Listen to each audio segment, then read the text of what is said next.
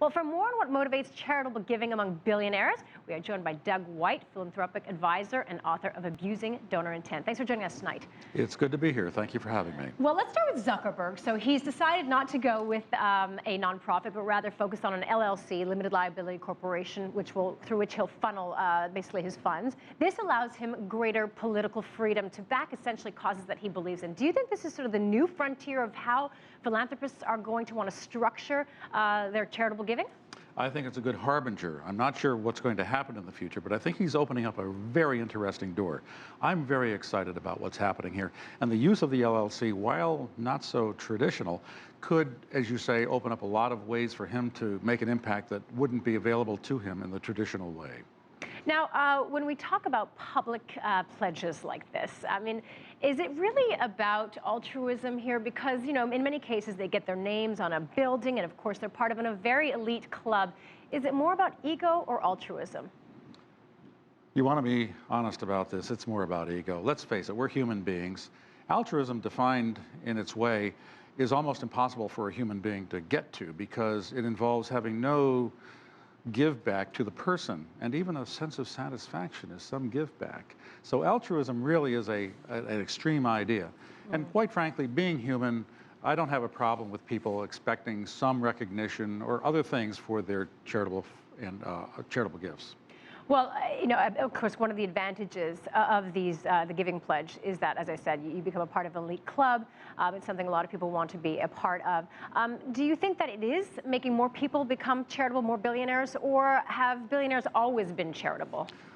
Well, they haven't always been charitable. I think there's a movement now in the last 5 to 10 years where the idea of giving back to society and making a difference in society is becoming more and more important.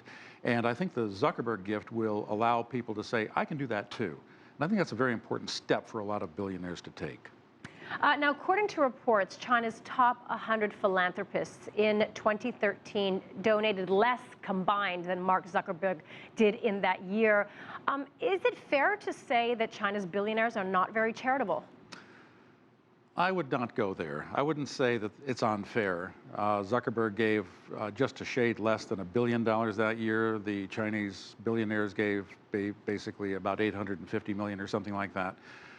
That's an unfair comparison, though, to me, because Zuckerberg's in a unique situation. He's also in the United States, where we have a tremendous philanthropic history.